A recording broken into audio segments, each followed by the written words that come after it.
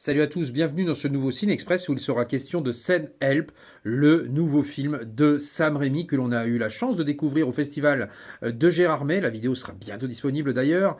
Que vaut ce nouveau film de Sam Raimi, à qui l'on doit notamment la saga des Evil Dead et l'excellent Jusqu'en Enfer? Eh bien, c'est un petit peu mitigé pour notre part. Voilà, donc on retrouve évidemment l'humour de Sam Raimi par séquence, on retrouve un petit peu sa caméra également par moment, voilà, et puis ouais, quelques petites séquences horrifiques aussi, mais ça ne va pas assez loin pour notre goût, donc ça raconte en fait l'histoire d'une employée et de son patron.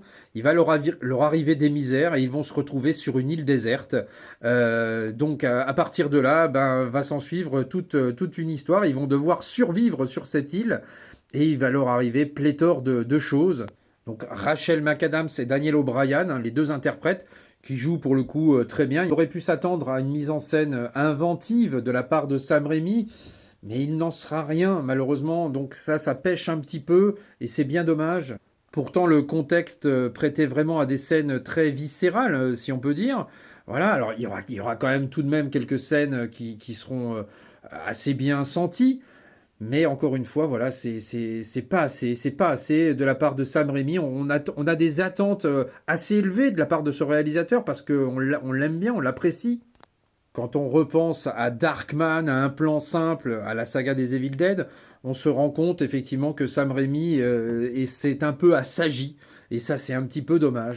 La folie visuelle, les cadrages agressifs, les ruptures de ton très brutales, tout ça, voilà, on ne le retrouve pas forcément dans ce film. Le film n'est pas mauvais pour autant, hein, il est quand même assez tendu, il y a encore une fois des scènes qui sont bien trouvées, bien ressenties, les acteurs jouent bien, pas de problème là-dessus. La BO de Danny Elfman est excellente également, mais on n'a plus la rage, on n'a plus la démesure que pouvait faire le sel des films de Sam Raimi. Et on ressort de cette séance assez frustré finalement.